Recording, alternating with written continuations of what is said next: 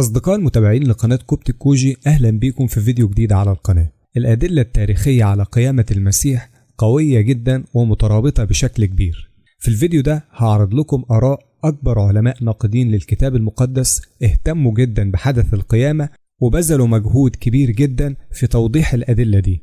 العلماء دول هما ويليام لين كريج وجيمس بورتر مورلاند وأخيرا جاري هابرماس.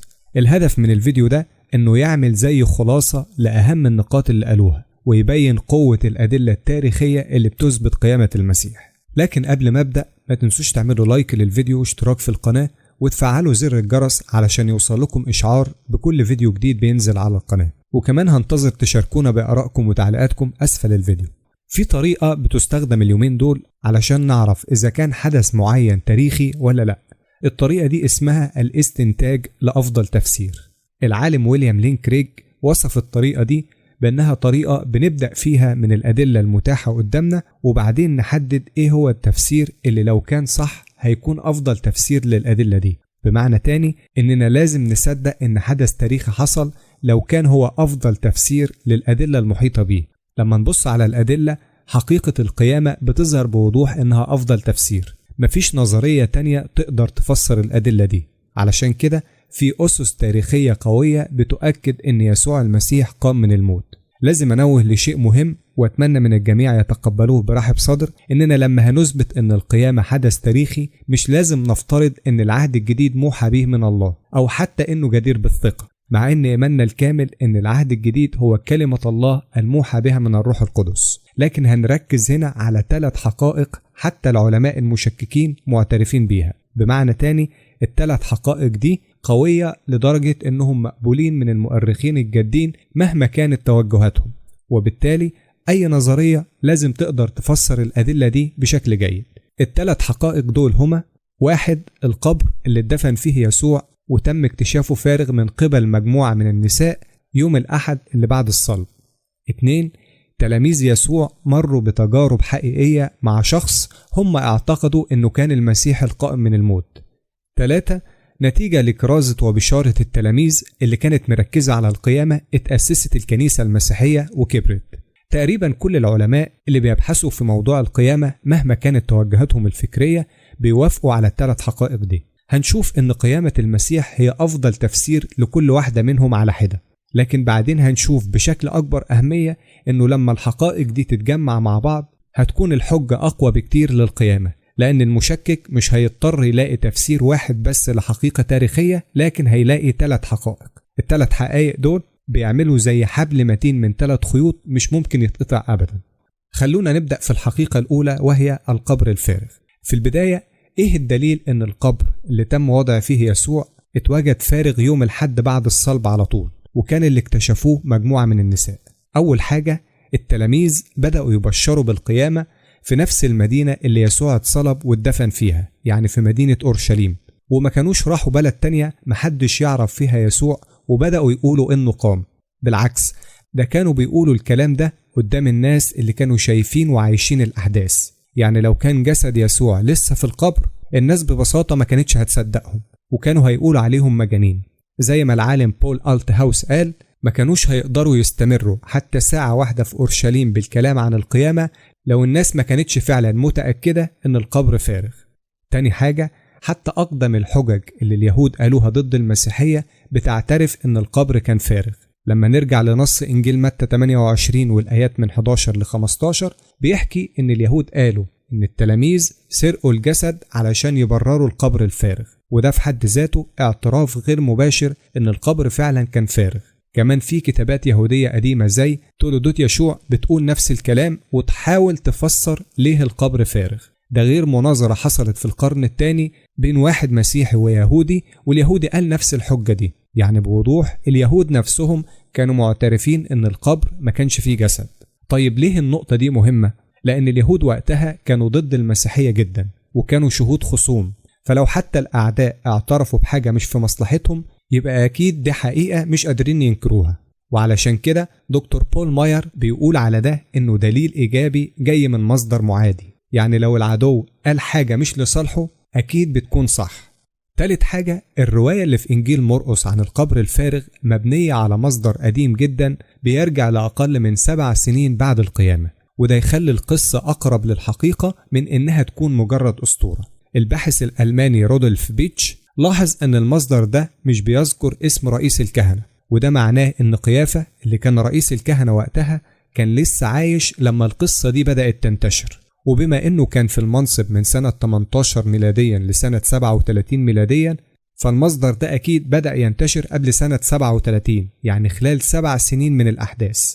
وكمان بولس لما كتب عن العشاء الأخير في كورنثوس الأولى كان بيعتمد على نفس المصدر، وده معناه أن المصدر ده أقدم بكتير. رابع نقطة، قصة دفن يسوع تاريخيا موثوق فيها جدا، وده لأنها بتذكر يوسف الرامي، وده كان عضو في مجلس السنهدريم اليهودي، ودي بتعتبر المحكمة العليا في اليهودية. والشخصيات العامة دي ما ينفعش الناس تلفق عليهم قصص، لأن الناس كانت هتكتشف الكذب بسهولة. وكمان لو قصة الدفن دي كانت أسطورة كنا هنلاقي نسخ مختلفة منها، وده ما حصلش. القصة دي بتدعم كمان إن القبر فارغ، لأن قصة الدفن وقصة القبر الفارغ مرتبطين لغويا وكأنهم قصة واحدة. فلو دفن يسوع حصل فعلا الناس كانت هتعرف القبر فين، ولو لسه الجسد موجود كانوا هيكتشفوا كذب التلاميذ على طول. خامس نقطة، قبر يسوع عمره ما تحول لمزار زي باقي الأنبياء أو القديسين، وده غريب جدا لأن في القرن الأول كانت طبيعي الناس تعمل مزارات عند قبور الناس المقدسين، وفي أكتر من 50 مزار اتعملوا في الوقت ده. فلو كان جسده موجود كانوا عملوا له مزار، لكن مفيش، وده دليل تاني إن القبر فارغ. سادس حاجة، رواية مرقس عن القبر الفارغ بسيطة جدا وما فيهاش أي مبالغات أو خرافات زي اللي موجودة في إنجيل بطرس المزور اللي طلع بعدين حوالي سنة 125 ميلادية. في إنجيل بطرس القصة كلها خيال جامح، ناس كتير واقفين و3 رجالة بيخرجوا من القبر وراسهم واصلة للسحاب وصليب بيتكلم، لكن رواية إنجيل مرقس ما فيهاش الكلام ده خالص، الرواية واقعية وبسيطة جدا. سابع وأهم حاجة، اللي اكتشفوا القبر كانوا من النساء، وده في الوقت ده كان غريب جدا لأن شهادة النساء كانت مش معترف بيها أصلا عند اليهود. فلو التلاميذ كانوا بيخترعوا قصة كانوا خلوا الرجالة هم اللي اكتشفوا القبر وليس النساء، بس لأن اللي حصل فعلا هو أن النساء هم اللي وجدوا القبر فارغ ما قدروش يغيروا الحقيقة. علشان كده معظم الباحثين دلوقتي مش بينكروا أن القبر كان فارغ. الباحث D.H. فان دالين قال من الصعب جدا ترفض موضوع القبر الفارغ لأسباب تاريخية، اللي بيرفضوه بيكون لأسباب لاهوتية أو فلسفية مش أكتر. وكمان الباحث يعقوب كريمر اللي تخصص في دراسة القيامة قال إن معظم المفسرين متمسكين بمصداقية قصة القبر الفارغ، وذكر حوالي 28 باحث بيأكدوا كلامه. وأكيد سمعتم عن النظريات اللي بتحاول تفسر القبر الفارغ زي إن الجسد اتسرق، بس النظريات دي بقت مضحكة ومفيش حد من العلماء الجادين بيصدقها النهاردة. اليهود أو الرومان ما كانش عندهم سبب علشان يسرقوا الجسد، هم كانوا عايزين يوقفوا المسيحية ويهدموها مش يساعدوها، والتلاميذ نفسهم اتضربوا واتقتلوا وتعذبوا بسبب بشارتهم بالقيامة، فليه يعملوا كده وهم عارفين إنها أصلا كذبة؟ فما فيش أي تفسير طبيعي منطقي لحد دلوقتي يوضح ليه القبر كان فارغ. زي ما العالم كريج بيقول لو رفضنا القيامة هنفضل قدام سر مش مفهوم. القيامة مش بس أحسن تفسير للقبر الفارغ، ده التفسير الوحيد اللي هو منطقي. أما الحقيقة التانية فهي ظهورات القيامة. النقطة اللي جاية بقى هي إن في أدلة إن تلاميذ يسوع فعلا شافوه بعد ما قام من الموت، وده شيء مش ناس كتير بتشكك فيه النهاردة، لأن اللي بيأكدوا كده هم التلاميذ نفسهم اللي قالوا إنهم شافوه حي بعد الصلب.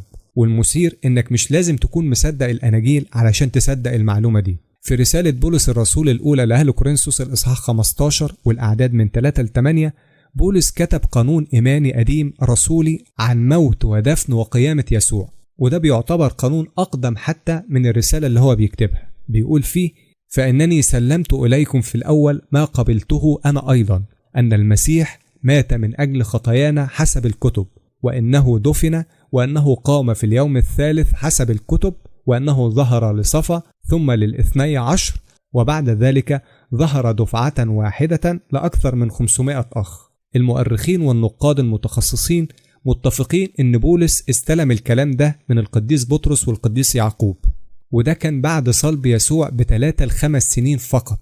وبما إن بطرس ويعقوب نفسهم مذكورين في النص ده كناس شافوا المسيح بعد القيامة، فده معناه إن هم نفسهم شهود عيان، وهم اللي سلموا لبولس القانون ده، وده بيخلي القانون ده بمثابة شهادة من شهود عيان، زي ما قال عالم يهودي اسمه بنحاس لبيد. بس خلينا أعترف لكم إنه مجرد إن التلاميذ افتكروا إنهم شافوا يسوع مش معناه تلقائيا إنهم فعلا شافوه. فهنا في 3 احتمالات: 1، يا إما كانوا بيكذبوا، 2، يا إما كان بيتهيأ لهم هلوسة يعني، 3، يا إما فعلا شافوا المسيح القائم من الموت. خلونا نبدأ بأول احتمال. هل كانوا بيكذبوا؟ يعني هل التلاميذ كانوا عارفين إن يسوع مات وما قامش من الموت ولفقوا قصة القيامة؟ ده يخلينا نسأل سؤال: ليه 10 منهم ماتوا شهداء علشان الإيمان ده؟ صحيح ممكن ناس تموت علشان كذبة هم مصدقينها، لكن لو يسوع ما قامش من الموت التلاميذ كانوا عارفين الحقيقة دي، فده معناه إنهم ماتوا علشان كذبة هم عارفين إن هي كذبة، وده شيء غير منطقي، لأن صعب جدا تلاقي 10 أشخاص يوافقوا يموتوا علشان حاجة عارفين إنها كذب، وخصوصا بعد فضايح زي ووتر جيت اللي حصلت في أمريكا. هل ممكن نصدق إنهم قدروا يغطوا على كذبة زي دي من غير ما حد ينهار؟ علشان كده أغلب الباحثين النهاردة بيقولوا حتى لو القيامة نفسها مش مثبتة علميا، لكن على الأقل التلاميذ كانوا مؤمنين فعلا إنهم شافوا يسوع بعد ما قام. الاحتمال الثاني: هل ممكن يكونوا كانوا بيهلوسوا؟ وده بصراحة صعب. ليه؟ لأن الهلاوس ما ينفعش تشرح إنهم كانوا بياكلوا معاه وبيتكلموا معاه وبيلمسوه، دي حاجات جسدية مش بتيجي في الهلاوس، وكمان مش منطقي إن كلهم يشوفوا نفس الهلاوس، لأن الهلاوس أو التخيلات زي الأحلام فردية جدا. متخيلين إن واحد ممكن يجي ويقول لك ها عجبك الحلم اللي حلمته امبارح؟ أكيد مستحيل، كل واحد بيهلوس بطريقته، وعمر الهلوسة ما بتكون بشكل جماعي. كمان النظرية دي ما بتشرحش إزاي بولس اللي كان بيضطهد المسيحيين فجأة بقى مؤمن بعد ما قال إنه شاف يسوع. هل بولس كان نفسه يشوف يسوع علشان يخترع ظهور؟ أكيد لأ. والأهم، حتى لو الهلاوس ممكن تفسر الرؤية مش هتقدر تفسر إن القبر فارغ. فلما نستبعد إنهم كانوا بيكذبوا ونستبعد كمان الهلاوس والتهيؤات، ما فضلش قدامنا غير احتمال واحد: إن التلاميذ فعلا شافوا يسوع حي بعد ما قام من بين الأموات. يعني ظهورات القيامة لوحدها كفاية تثبت إنه قام فعلا. فلو إحنا رفضنا قيامة المسيح يبقى عندنا مش بس لغز واحد، لكن لغزين ملهمش تفسير: الأول القبر الفارغ، والتاني الظهورات اللي التلاميذ شافوها. أما عن الحقيقة الثالثة فهي بداية الإيمان المسيحي. في دليل قوي جدا على قيامة المسيح، وهو وجود الكنيسة المسيحية نفسها. وده يخلينا نسأل ليه؟ لأن حتى أكتر العلماء المشككين في العهد الجديد بيوافقوا إن التلاميذ فعلا كانوا مصدقين إن يسوع قام من الموت. طيب إزاي نقدر نفسر أصل الإيمان ده؟ الباحث ويليام لين كريج بيقول إن في 3 احتمالات ممكن تفسر أصل الاعتقاد ده: يا إما تأثيرات مسيحية، أو تأثيرات وثنية، أو تأثيرات يهودية. فنبدأ بالتأثيرات المسيحية نفسها. هل ممكن يكون الإيمان بالقيامة جه نتيجة لتأثيرات مسيحية لاحقة؟ الباحث ويليام لين كريج بيقول: بما أن الإيمان بالقيامة كان هو نفسه أساس المسيحية، فلا يمكن تفسيره على أنه نتاج لاحق للمسيحية. يعني بما أن الإيمان بقيامة المسيح هو أساس الديانة المسيحية من البداية، فما ينفعش نقول أنه جه نتيجة للمسيحية نفسها. وبما أننا قبل كده شفنا أن التلاميذ ما كانوش كدابين، وأنه من المستبعد جدا أنهم كانوا بيتهيأ لهم، فما ينفعش نقول أنهم اخترعوا القصة دي. طيب ممكن يكون في تأثيرات وثنية؟ في ناس بتقول أن وقت المسيحية كان في أساطير عن آلهة بتموت وتقوم، والتلاميذ ممكن يكونوا تأثروا بالحكايات دي ونسخوها على قصة المسيح. بس الحقيقة العلماء الجادين تقريبا كلهم رفضوا النظرية دي بعد الحرب العالمية الثانية، وده لأسباب كتير. السبب الأول: الديانة الغامضة ما كانش لها تأثير حقيقي في فلسطين في القرن الأول. 2. معظم المصادر اللي فيها تشابهات ظهرت بعد ما المسيحية كانت بدأت وانتشرت. 3. التشابهات دي في الغالب شكلية مش حقيقية، وبتحصل بسبب استخدام مصطلحات غير دقيقة. على سبيل المثال، في أحد النقاد قال إن طقس ذبح الطور وسكب دمه على الناس هو شبيه بالعشاء الرباني. وهنا نلاقي إن التلاميذ الأوائل كانوا يهود، وكان من المستحيل على يهودي متدين إنه ياخد حاجة من ديانة تانية، لأنهم كانوا بيشوفوا الأديان الوثنية إنها رجاسة ونجاسة قدام الله. طيب هل ممكن تكون تأثيرات يهودية؟ بالتأكيد مش ممكن، لأن اليهود في القرن الأول ما كانش عندهم تصور إن شخص واحد يقوم من الموت لوحده في نص التاريخ. الفكر اليهودي وقتها كان دايما بيقول إن القيامة هتحصل في نهاية الزمان ولكل الناس مرة واحدة، فبالتالي فكرة إن شخص واحد يقوم لوحده كانت غريبة تماما عليهم، وعلشان كده الفكر اليهودي ما كانش ممكن يكون هو اللي أنتج فكرة القيامة دي. وده كمان بيدينا دليل تاني ضد نظرية الهلوسة. علماء النفس بيقولوا إن الهلوسات ما بتقدرش تخلق أفكار جديدة، يعني اللي بيتهيأ لك لازم يكون أصله موجود في دماغك. وبما إن التلاميذ كانوا يهود وما عندهمش أي تصور عن إن المسيح هيقوم من الموت في نص التاريخ، يبقى ما كانش ممكن يتخيلوا القيامة. أقصى حاجة كان ممكن يتخيلوها إنه اتاخد للسماء زي ما حصل مع إيليا في العهد القديم، لكن مش إنه قام من الموت فعليا. يعني لو القيامة ما حصلتش يبقى ما فيش تفسير منطقي لبداية الإيمان المسيحي، وساعتها هنكون قدام ثالث لغز مش مفهوم. بعد القبر الفاضي والظهورات دلوقتي كمان أصل الإيمان نفسه. فاحنا دلوقتي قدام 3 حقائق مستقلة اتأكدنا منها. لو أنكرنا القيامة هنكون سايبين ورا ظهرنا على الأقل 3 ألغاز ملهاش تفسير. بس في الواقع في تفسير أقوى بكتير من إننا نقول محدش عارف، أو نرمي الموضوع على نظرية ضعيفة زي إن الجسد اتسرق، أو إن التلاميذ كان بيتهيأ لهم، أو إنهم اتأثروا بديانات وثنية. التفسير الأقوى والمنطقي هو إن المسيح فعلا قام من الموت. حتى لو خدنا كل حقيقة لوحدها الأدلة اللي عندنا كفاية، لكن لما نجمع ال3 حقائق مع بعض الدليل بيكون أقوى بكتير. يعني لو حتى في 2 من الحقائق تحاول تفسيرهم بطريقة تانية أو طريقة غلط، فالحقيقة التالتة لسه بتثبت إن القيامة حصلت بالفعل. وكمان ال3 حقائق دول بيخلوا أي تفسير تاني شكله مش مقنع. العلماء عموما بيتفقوا إن أفضل تفسير هو اللي بيشرح أكبر قدر من الأدلة. يعني النظرية اللي تفسر أكبر عدد من الحقائق هي الأرجح إنها تكون صح، والقيامة هي التفسير الوحيد اللي بيشرح كل الأدلة دي مع بعض. لو رفضنا القيامة يبقى لازم نطلع 3 تفسيرات طبيعية مختلفة مش تفسير واحد. يعني مثلا نقول إن اليهود سرقوا الجسد، وبعدها التلاميذ هلوسوا وشافوا حاجات مش حقيقية، وبعد كده اتأثروا بأساطير وثنية خلتهم يصدقوا إن في قيامة حصلت. بس احنا أصلا شفنا إن التفسيرات دي ضعيفة جدا، ودمجهم مع بعض هيخلي الوضع أسوأ. زي ما قال العالم جاري هابرماس، دمج 3 نظريات ضعيفة مش هيطلع لك تفسير قوي، بالعكس هيزود درجة عدم المصداقية. زي بالظبط لما تحط جراكن مخرومة جوه بعض وتتوقع إن كل واحد يسد الخروم اللي في التاني، اللي هتحصله في الآخر هو بركة مياه تحت الجراكن.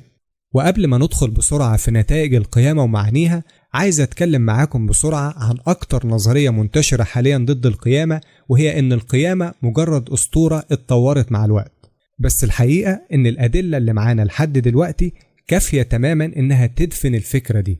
أولا شفنا إن شهادة القيامة بترجع لتجارب حقيقية من أول لحظة. أكيد فاكرين كلامي في بداية الفيديو عن الإيمان الرسولي اللي في رسالة كورنثوس الأولى 15، ده كان شهادة مباشرة من بطرس ويعقوب. يعني مش إن الإيمان بالقيامة طلع بعدين واتطور، بالعكس احنا عندنا كلام ناس شافوا وحكوا الكلام ده.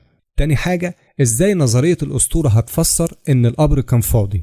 وتالت حاجة، النظرية دي مش قادرة تفسر أصل الإيمان المسيحي نفسه، لأننا شفنا إن القيامة الحقيقية هي السبب الوحيد المنطقي اللي خلى الناس تؤمن من الأساس. رابع حاجة، مش ممكن النظرية دي تفسر تحول بولس. هل هو كان هيقتنع بأسطورة؟ ده إيمانه حصل بدري جدا قبل ما أي خرافة تظهر أصلا. طيب هل نصدق إنه كان بيكذب لما قال إنه شاف المسيح القائم من بين الأموات؟ خامس نقطة، عندنا دليل إن قصة القبر الفارغ اللي في إنجيل مرقس اتكتبت بدري جدا في خلال 7 سنين من الأحداث، وده وقت قليل جدا على إن أسطورة تتكون. سادس نقطة، السرد اللي في القصة دي ما فيهوش أي من صفات القصص الأسطورية التقليدية. والنقطة السابعة، حتى العلماء النقاد بيتفقوا إن القيامة كانت مركز وعصب الوعظ في الكنيسة الأولى، فده معناه إنها ما جاتش من الكنيسة المتأخرة، لكنها كانت أصل الموضوع من البداية. والنقطة الثامنة، في أدلة قوية إن الأناجيل وسفر أعمال الرسل اتكتبوا بدري جدا. مثلا أعمال الرسل ما ذكرش موت بولس اللي حصل حوالي سنة 64 ميلاديا، ولا خراب أورشليم اللي حصل سنة 70 ميلاديا، وده غريب لأن بولس وأورشليم شخصيات أساسية في السفر، فمش منطقي إن الأحداث الكبيرة دي تتنسي. وأوضح تفسير هو إن السفر اتكتب قبل ما الأحداث دي تحصل، يعني أعمال الرسل اتكتب قبل سنة 64 ميلاديا، وده معناه إن إنجيل لوقا اللي هو الجزء الأول من الأعمال اتكتب قبله، وده ممكن يكون حوالي سنة 62 ميلاديا. وبما ان معظم العلماء شايفين ان انجيل مرقس هو اول انجيل اتكتب، يبقى اكيد مرقس كتب قبله بسنين، وممكن يكون في اخر الخمسينات، وده يقربنا من الاحداث بحوالي 20 سنة فقط. وده مش وقت كفاية ان اسطورة تتكون وتبدأ تنتشر، فالنظرية دي مش مقنعة نهائيا. وبناء على كل الأدلة اللي شفناها نستنتج ان القيامة هي اكتر تفسير منطقي، هي اللي بتفسر ليه القبر كان فارغ، وبتفسر الظهورات اللي حصلت بعد القيامة، وكمان بتفسر وجود الكنيسة المسيحية نفسها. مفيش ولا تفسير تاني بيقدر يشرح الثلاث حاجات دول مع بعض، وفي الواقع مفيش تفسير تاني بيقدر يشرح حتى واحدة بس منهم بشكل مرضي. علشان كده الشخص العاقل والمنطقي هيقتنع ان يسوع المسيح فعلا قام من بين الأموات. وفي النهاية لازم نسأل نفسنا، هو ايه أهمية الموضوع ده؟ او ليه القيامة دي مهمة اصلا؟ ولا هو مجرد حكاية قديمة ملهاش اي علاقة بحياتنا دلوقتي؟ من وجهة نظري القيامة هي اهم حقيقة في الدنيا كلها، وليها تأثير كبير على حياتنا. اول حاجة، القيامة بتثبت ان كلام يسوع عن نفسه كان حقيقي. طيب ايه اللي قاله يسوع عن نفسه؟ يسوع اعترف وقال عن نفسه ان هو الله. ممكن حد يقول انا مش مصدق انه قال كده، لان مش مصدق الكتاب المقدس نفسه. بس حتى لو خدنا بس الاجزاء اللي العلماء المشككين نفسهم بيعترفوا انها اصلية، هنلاقي ان يسوع فعلا قال عن نفسه ان هو الله. وفي موضوع مخصوص عن ان يسوع فعلا قال عن نفسه ان هو الله مش مجاله دلوقتي، يعني مفيش مفر من الحقيقة دي. يسوع قال عن نفسه ان هو الله او ابن الله، ولو كان مات وفضل في القبر كنا احنا نقول خلاص ده كلام فاضي، لكن لانه قام من بين الاموات يبقى من عدم الذكاء اننا ما نصدقش كلامه. فالقيامة بتؤكد ان يسوع هو الله الكامل والانسان الكامل في نفس الوقت. تاني حاجة، عمرك فكرت ليه بنؤمن بالكتاب المقدس؟ هل هو فعلا من عند ربنا ولا مجرد قصص حلوة وخلاص؟ القيامة هي اللي بتجاوب على السؤال ده. لو يسوع قام من الموت يبقى كلامه ان الله صح، ولو هو الله يبقى كلامه اكيد وصادق 100%. يعني كل كلمة قالها عن الكتاب المقدس تبقى مظبوطة. هو قال ان الكتاب ده موحى به من الله وان ما فيهوش غلط، فأنا هصدق كلام اللي قام من الموت، مش كلام واحد مشكك في الإيمان المسيحي هيموت في الآخر ومش هيعرف يقوم تاني. علشان كده أنا مصدق إن الكتاب المقدس هو كلمة الله وما فيهوش غلطة. بلاش نصدق إشاعات وآراء مشككين، صدقوا يسوع لأنه فعلا قام من الموت. تالت حاجة، ناس كتيرة محتارة من كتر الديانات اللي في العالم، هل هي كلها من عند ربنا؟ بس لو ركزنا شوية هنلاقي إن ده مستحيل، لأن الديانات دي بتتناقض مع بعض، يعني ما ينفعش كلهم يكونوا صح في نفس الوقت. مثلا المسيحية هي الإيمان الوحيد اللي بتقول إن يسوع هو الله الظاهر في الجسد. كل الديانات التانية بتقول إنه كان راجل كويس بس، وإنه مش هو الله. يعني مين فيهم الصح؟ أكيد مش الاتنين. طيب نعرف إزاي؟ ببساطة نشوف أنهي ديانة عندها دليل أقوى إنها صح، ولما نبص على قيامة المسيح نلاقي إن المسيحية عندها أقوى سبب يخليها الأصح. لو اعتبرنا إن كل ديانة لها قائد، فيسوع هو القائد الديني الوحيد اللي قام من الموت. كل القادة التانيين لسه في قبورهم، يبقى نصدق مين؟ هنا الإجابة واضحة. القيامة بتثبت إن كل اللي قاله يسوع كان حقيقي، وعلشان كده لازم نصدق كلامه لما قال أنا هو الطريق والحق والحياة، ليس أحد يأتي إلى الآب إلا بي، بحسب إنجيل يوحنا. رابع حاجة، قيامة المسيح بتثبت إنه هيجي في يوم ويحاكم العالم. بولس الرسول قال فالله الآن يأمر جميع الناس في كل مكان أن يتوبوا، متغاضيا عن أزمنة الجهل، لأنه أقام يوما هو فيه مزمع أن يدين المسكون بالعدل برجل قد عينه مقدما للجميع إيمانا إذ أقامه من الأموات. يعني القيامة مش بس دليل عام، ده دليل شخصي لينا كلنا. خامس وآخر حاجة، القيامة مش بس كانت ليه، ده كمان نموذج لينا إحنا. الكتاب المقدس بيقول إن المؤمنين بيسوع هيقوموا زي ما هو قام، يعني مش هنعيش للأبد كأرواح بس، لكن أجسادنا كمان هتقوم. القيامة بتؤكد إننا مش هنعيش في الأبدية بنص وجود، لكن بروح وجسد ممجد. أتمنى يكون الموضوع أفادكم وأقدم لكم معلومات واضحة. لو عجبكم الفيديو ما تنسوش تعملوا لايك واشتراك في القناة وتفعلوا زر الجرس علشان يوصلكم إشعار بكل فيديو جديد بينزل على القناة. انتظروني في موضوعات تانية كتير، واشكركم لحسن المتابعة. إلى اللقاء.